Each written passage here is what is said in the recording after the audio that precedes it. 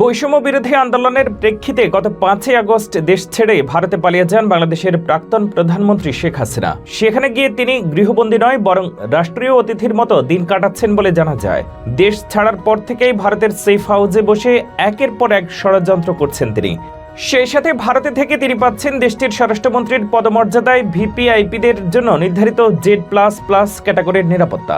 দিল্লিতে থাকা মেয়ে সাইমা আর যুক্তরাষ্ট্রে থাকা ছেলে সজীব ওয়াজেদের সঙ্গে প্রায় প্রতিদিনই যোগাযোগ করছেন তিনি।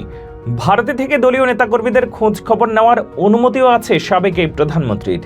এমনকি ইচ্ছে মতো অ্যাক্সেস করতে পারেন ইন্টারনেটের যে কোনো সুবিধা। ভিন দেশে বসে তাহলে কি হাসিনা নিচ্ছেন আবার মাঠে নামার প্রস্তুতি? কড়া গোপনীয়তার মাঝে তাকে আশ্রয় রাখার কারণ কি শুধুই পুরনো বন্ধুত্ব, নাকি এর আড়ালে লুকিয়ে আছে ভারত সরকারের কোনো দুরভিসন্ধি? 5 আগস্টের পর শেখ হাসিনা এবং তার বোন শেখ রেহানা যখন পালিয়ে ভারতে যান, দিল্লি কর্তৃপক্ষ তখন মনে করেছিল সংক্ষিপ্ত যাত্রা বিরতি করেছেন তারা।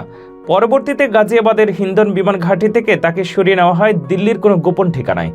1975-এ মুজিব পরিবারের হত্যাকাণ্ডের পর থেকে শহরটির অভিজাত এলাকায় পান্ডারা রোডের বেনামি এক সরকারি ফ্ল্যাটে দীর্ঘ 5.5 বছর এমন গোপনীয়তার মাঝেই বসবাস করেছেন মুজিব কন্যা। সেই সময়ের মতো এবারও অতি গুরুত্বপূর্ণ এই অতিথির জন্য রাখা হয়েছে সর্বোচ্চ পর্যায়ের নিরাপত্তা ব্যবস্থা।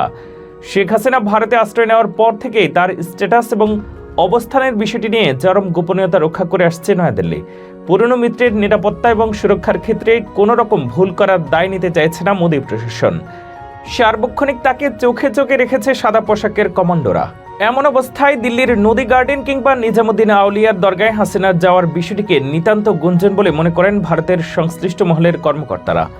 75-এ দিল্লিতে বহুদিন বসবাস করেছেন শেখ হাসিনা। সেই সময় রাজনীতি ও কূটনীতির বাইরেও নিজস্ব মিত্রদের একটি সার্কেল গড়ে তুলেছিলেন তিনি। পুরনো পরিচিত এসব ঘনিষ্ঠজনদের অনেকেই এর মধ্যে হাসিনার সঙ্গে সামনাসামনি দেখা করার সুযোগ পেয়েছেন বলে জানিয়েছে বার্তা সংস্থা বিডিসি। ভারতে কোনো কোনো পর্যবেক্ষক মনে করেন দলের নেতাকর্মীদের সাথে কথাবার্তা হওয়ার সুযোগও করে দিচ্ছে দিল্লি।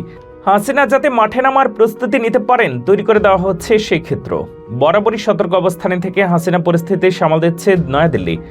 ভারতের মাটিতে বসে প্রকাশ্য রাজনৈতিক বিবৃতি না দেওয়ার জন্য সাবেক প্রধানমন্ত্রীকে অনুরোধ জানিয়েছেন দেশটির প্রশাসন।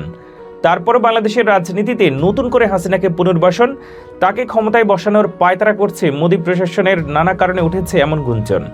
তবে অনেকের মতো আশাবাদী হতে রাজি নন ঢাকায় ভারতের সাবেক হাইকমিশনার পিনাকি রঞ্জন চক্রবর্তী।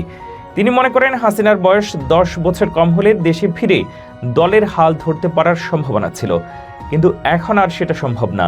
হাসিনার দেশ ছেড়ে পালিয়ে যাওয়ার গত 100 দিনের সামনে এসেছে তার চট করে দেশে ঢুকে যাওয়া সহ বিভিন্ন ফোনালাপ। এছাড়াও আমেরিকার প্রেসিডেন্ট নির্বাচনে ডোনাল্ড ট্রাম্প বিজয়ী হওয়ার পর আওয়ামী লীগ নেত্রীর প্রত্যাবর্তন নিয়ে আশাবাদী হয়েছেন বহু নেতাকর্মী।